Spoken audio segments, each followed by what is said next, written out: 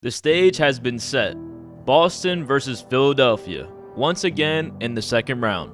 Joel Embiid is out with a sprained knee. Philadelphia heading into TD Garden down their best player. It was time for James Harden to step up when the team needed him most. James Harden, for as gaudy as the numbers might be, he's probably going to get dissected, we'll say, defensively, right?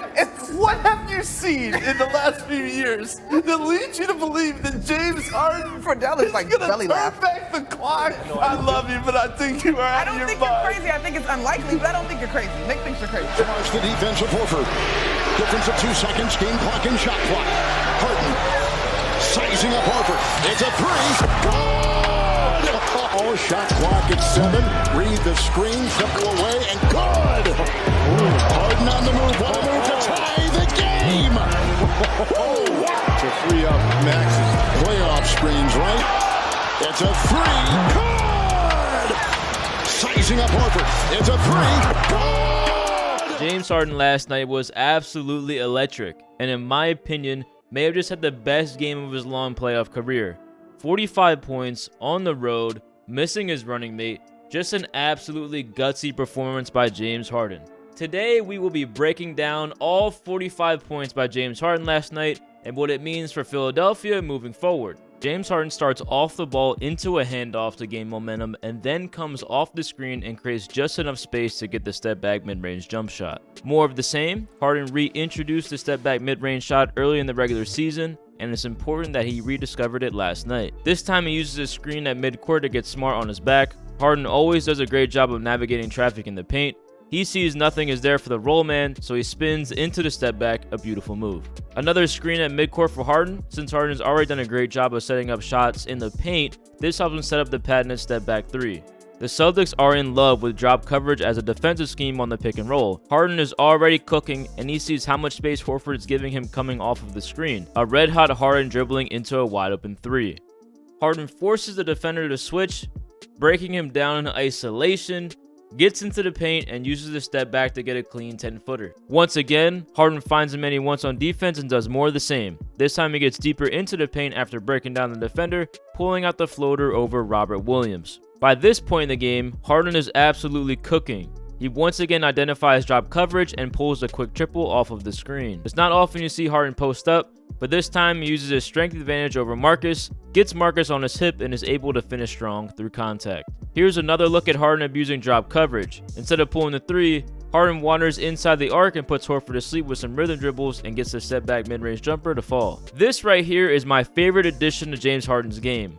After he inbounds the ball, he does a great job of relocating off of the ball, using the Tobias Harris screen to free himself up for a wide open corner 3. Now this play speaks for itself. Picked up by Brown. Harden on the move. One move to tie the game. On this possession, Harden sprints into the handoff, then uses PJ again to screen going the other direction. Harden's work rewards him with the uncontested 3, and he buries it.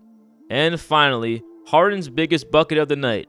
Al Horford on the switch, and the rest is history. It's a 3. Good! James Harden joins Allen Iverson as the only Sixer to score 45 or more in a playoff game in the last 50 seasons, and that game was sorely needed for Philly.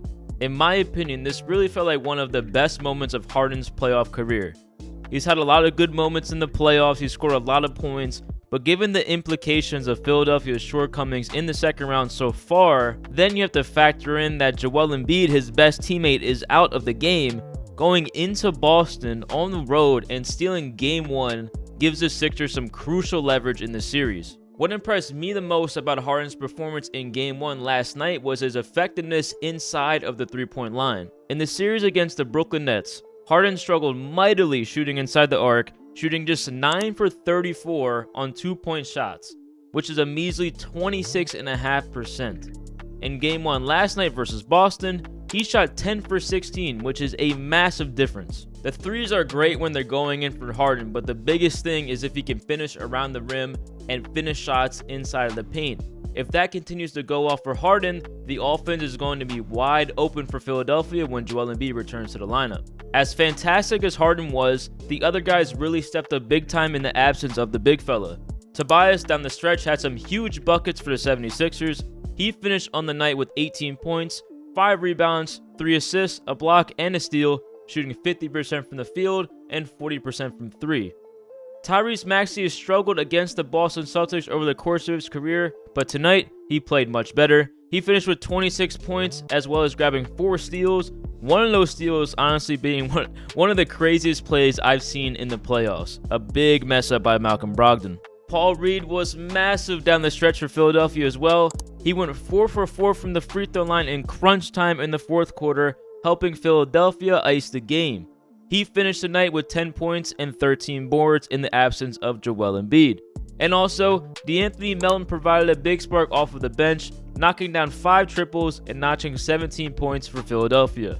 Melton's quick trigger off of the bench has been so important for the Sixers squad, and he continues to show why it was worth trading for him last offseason. All in all, this is only one game, and Philadelphia has a long road ahead of them, but if this is any indication of what Philadelphia might have in store, things are looking pretty good.